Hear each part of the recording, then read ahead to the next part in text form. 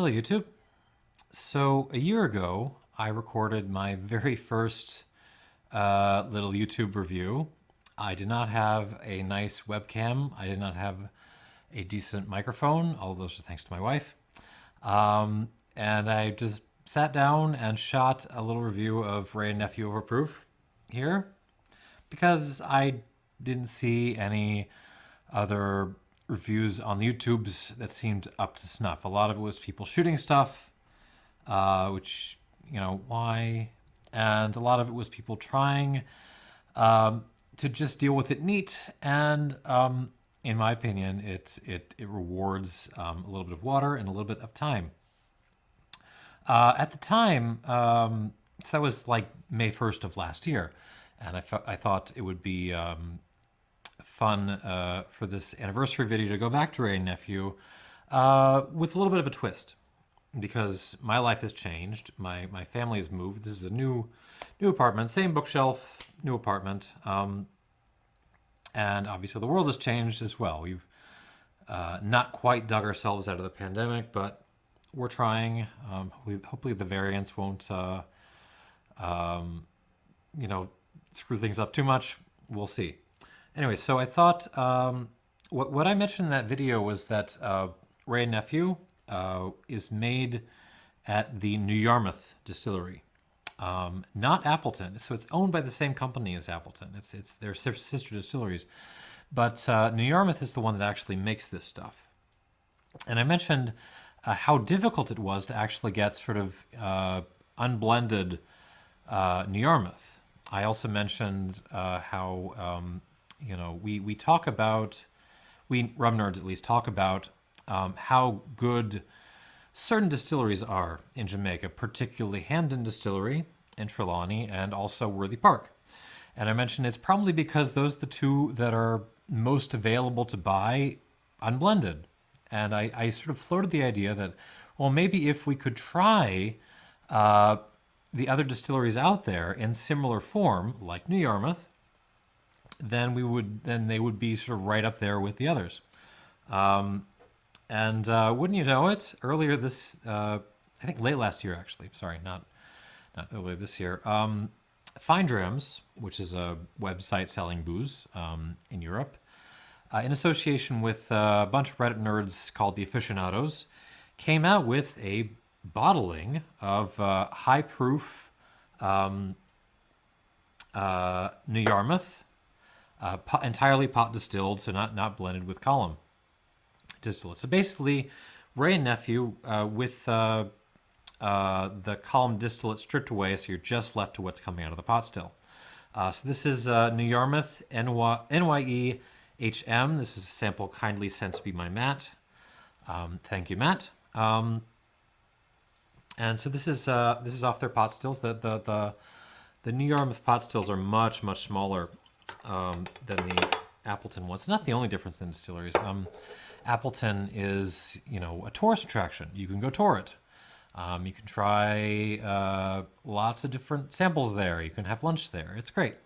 New Yarmouth is not really tourable. It is not, a tourist site at all. It's not even in the same location. It's much further east than Appleton is. It's actually closer to Clarendon Distillery than it is to Appleton. Oh, Jesus, I can smell this from here. And they're much better known. They have smaller stills, and they're much better known for making very high ester rum. Not that Appleton can't do that. It's just that New Yarmouth is probably better known for it.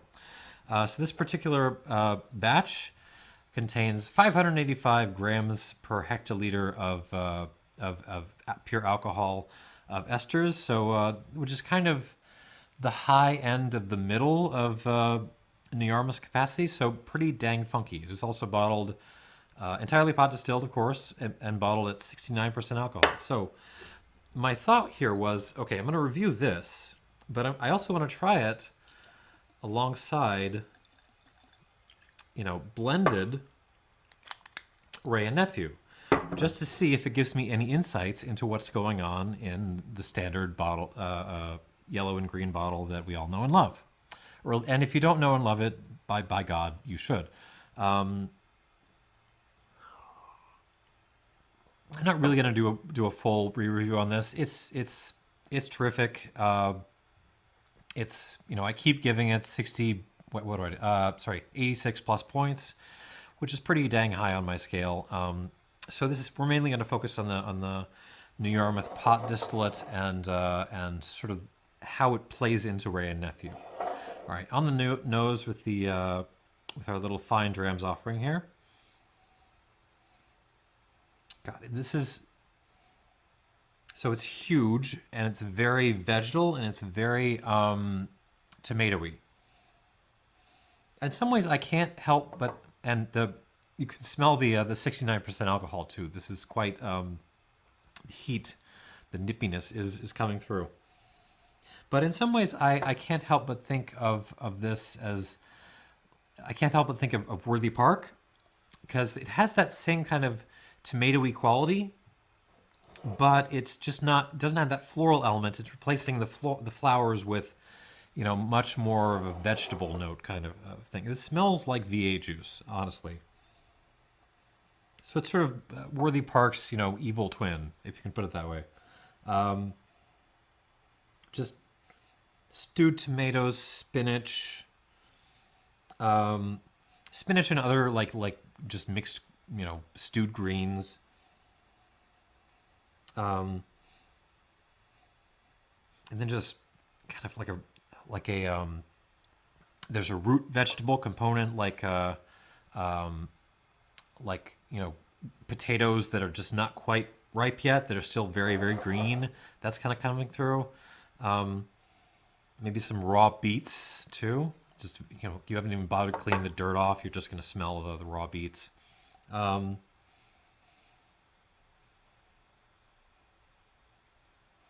a little bit of some almost spice cabinet stuff going on. There's some cinnamon, cardamom, more like the raw cardamom pods than the ground stuff.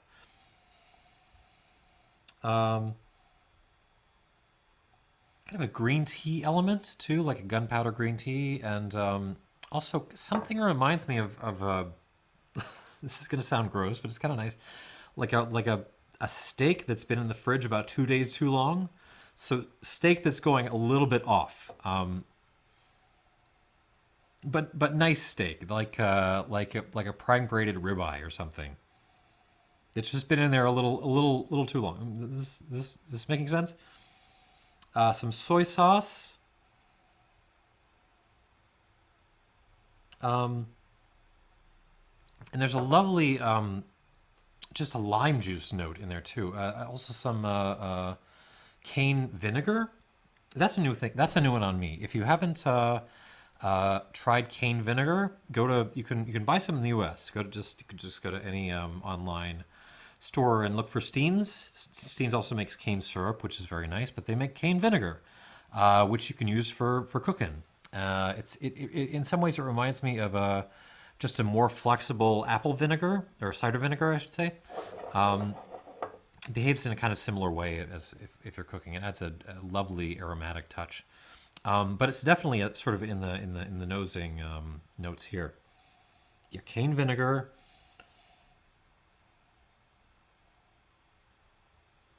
A lot of olive, a lot of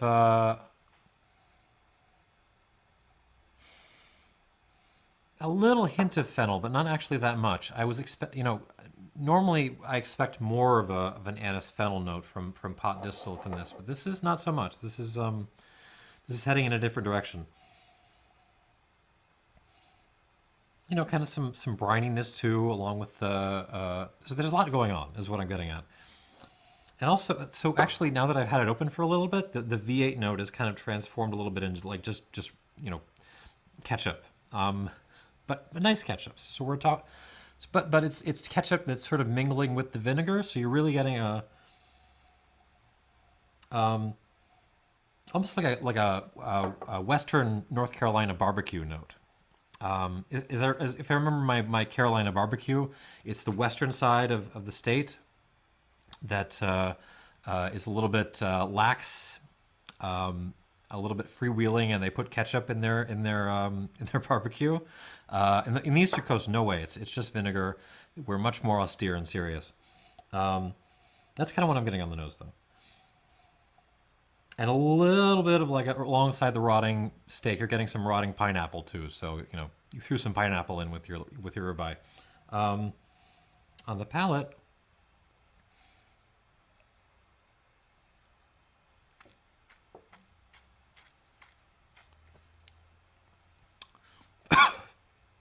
okay, 69% alcohol. It is very nippy. Do not shoot this.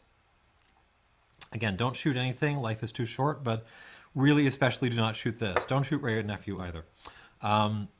Shockingly dessert-like on the palate.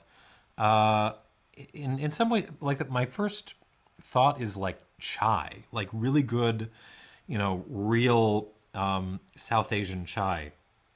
So I'm getting cardamom pods, cinnamon, ginger, kind of a dairy creamy thing, black tea.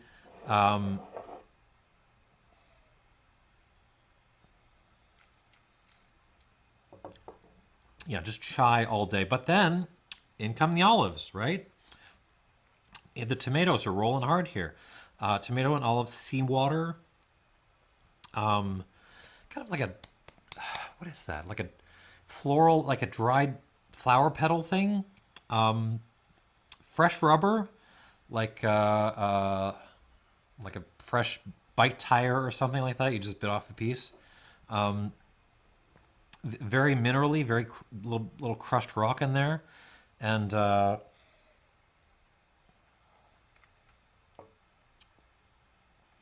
a big old cloud of just coal smoke, just industrial smoke, but nice. White pepper? No, we're not quite. It's not white. It's almost more horseradish or maybe wasabi in the spicy character than a sort of typical, white or black pepper note. And then there's something in this. It's that reminds me of Perique, which is my all-time favorite tobacco. It's this stuff they make, way down south in one area, and they're basically pressure cooking, tobacco, and it's terrific and wonderful. And it's like, smoky plum tobacco heaven. It's amazing. That is showing up a little bit on the palate.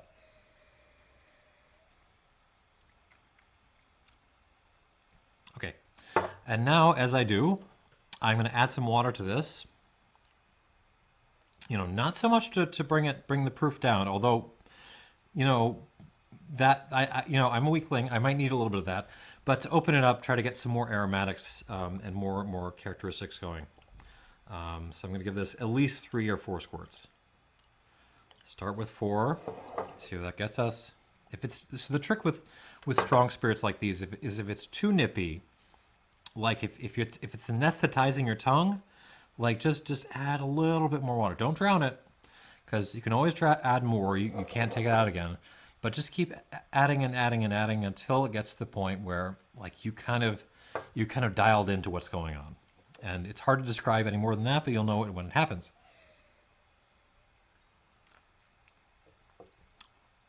Like half a squirt more. We're pretty close, actually. Oh, like a little more than a half a squirt. Oh, that's good. But the fun part is going to be going back to Wray and Nephew. This is a $55 one-off, only available on a site in Europe that was just happily sent to me as a sample. This you should be able to buy in any decent liquor store on the planet. And if your liquor store doesn't carry a Wray and Nephew, it is not decent. That is that is the modus tollens of that argument. Okay, that is interesting, because you can actually pick up on a little bit of the New Yarmouth pot distillate in this. So I think in my old review I mentioned that I felt like the column distillate was doing a lot of lifting, actually adding some of its own character rather than just filling out what was already there from the pot distillate, and this kind of confirms that. I doubt it's distilled any lower than the column distillate is distilled any lower than 90% ABV. It's pretty rarefied.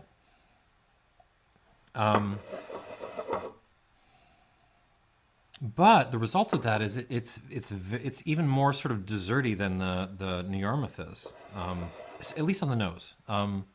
Well, actually, this wasn't that desserty on the nose. Yeah, it just smells like rock candy, a little bit of confectioner's, so fudge without the chocolate in it. Dessert all day. Some pastries with a little bit of sugary glaze on them. Croissants.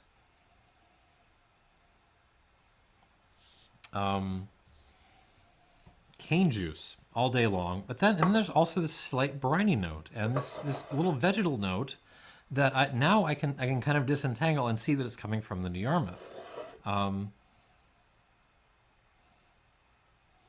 Yeah, once you have these two side by side, you can actually tell kind of what's going on in this a little bit better. You can what's interesting about Wray and Nephew is just how seamless it is, how well blended the column and pot distillates kind of work together. So much so that it's you need something like this in order to kind of figure out what's doing what. Now that I'm looking for it, I am actually getting a little hint of V8 juice. Yeah, this sort of root vegetable thing is definitely there. A little that anise note I was picking up is a little bit there too. And the chai stuff is actually going on, but it's the column distillate, which is much more fudgy and desserty, is sort of playing that up. So it's almost more like a desserty, a chai latte you added way too much sugar into than sort of the classic chai character you're getting in the New Yarmouth. Little hints of green creeping through. Oh god, this is beautifully well blended. On the palate,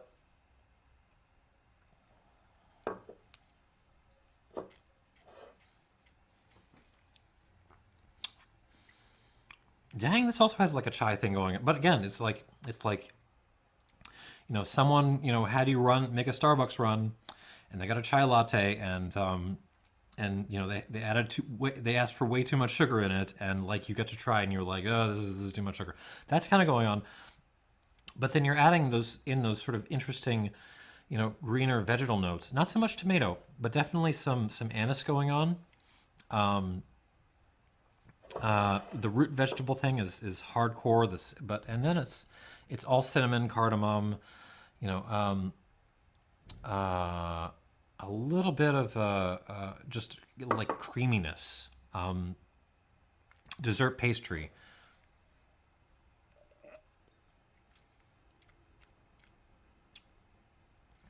And the olive thing is also coming through pretty hardcore on this. Okay, so I'm going to add a couple squirts of water to this as well. 1, 2, 3, 4. This is bottled only at a mere 63% versus 69, so I'm not going to add quite as much water.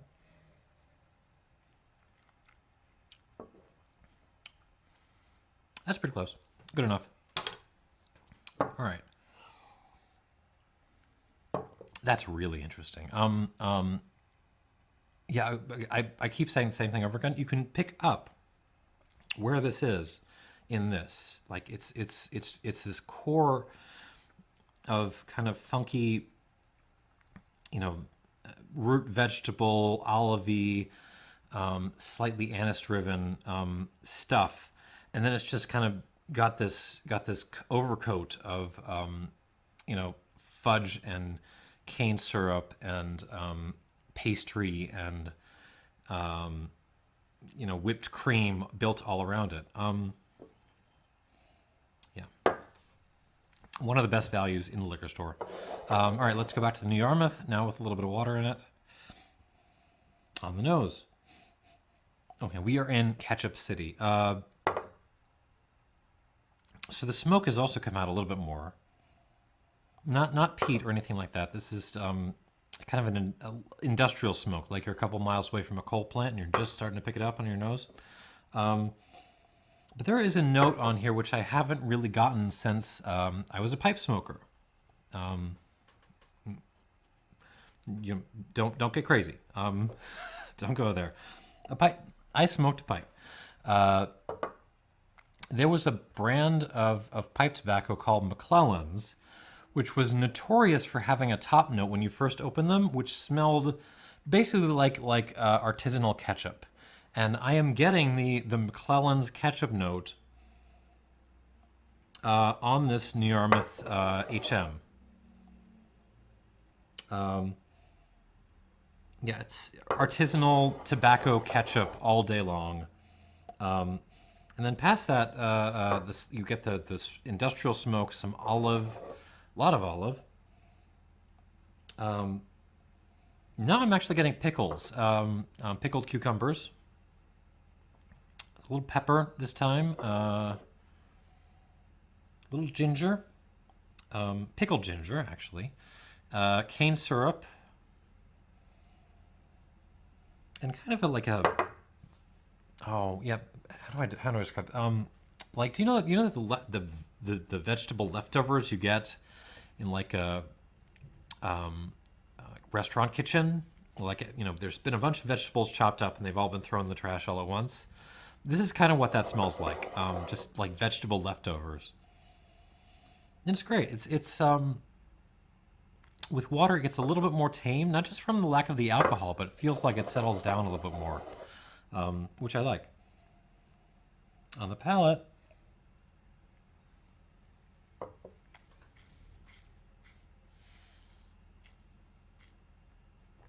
oh, my heart. That's beautifully integrated now. The water just kind of, again, like on the nose, brings everything together, kind of weaves it all up. That's interesting. I wonder if I had thought that with Wray and Nephew, that it was the columns distillate doing the work of kind of weaving things together. There was something especially good about that. And now I'm thinking maybe there's just something about the pot distillate at New Yarmouth that is particularly good for blending. I don't have an answer to that, but Jesus, this works well. Proof down. You got smoke. You got the coal smoky, industrial smoky thing. Cane syrup, cane vinegar again. That ketchup thing.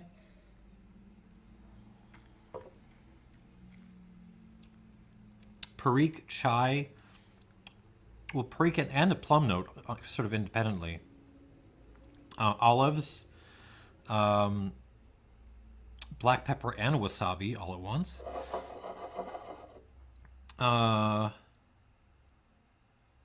One more shot.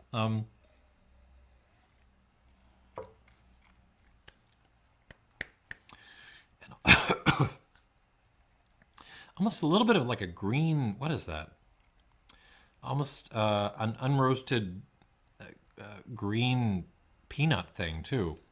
I don't know if you ever had like, just green peanuts, but there's a little bit of that going on here.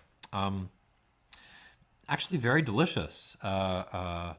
It's extremely, funky. You never, this is pot distillate, but it doesn't give up anything to something like Worthy Park on the deliciousness factor. Surprisingly good value for the price they have it at too.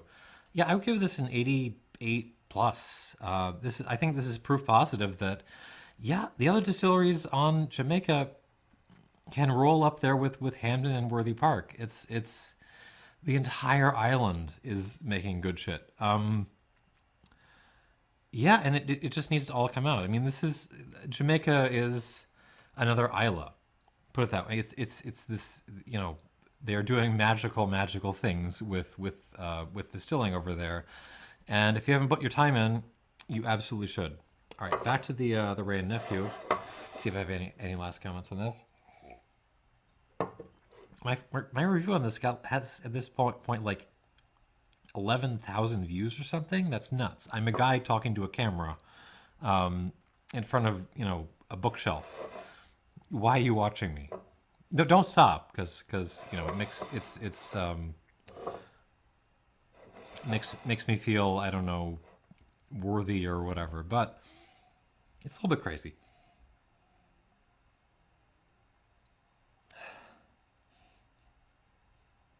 Yeah, the whipped cream on this is kind of intermingling with the root vegetables and the black pepper.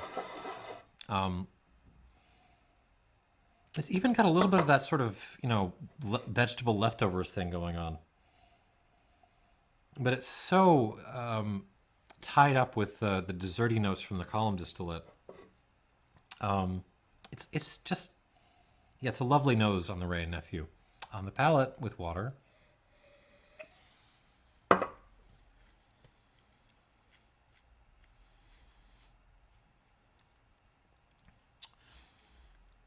Oh, brings out some sweetness, a little bit of that rotting pineapple note, but really a lot more sweetness on the palate when you add water.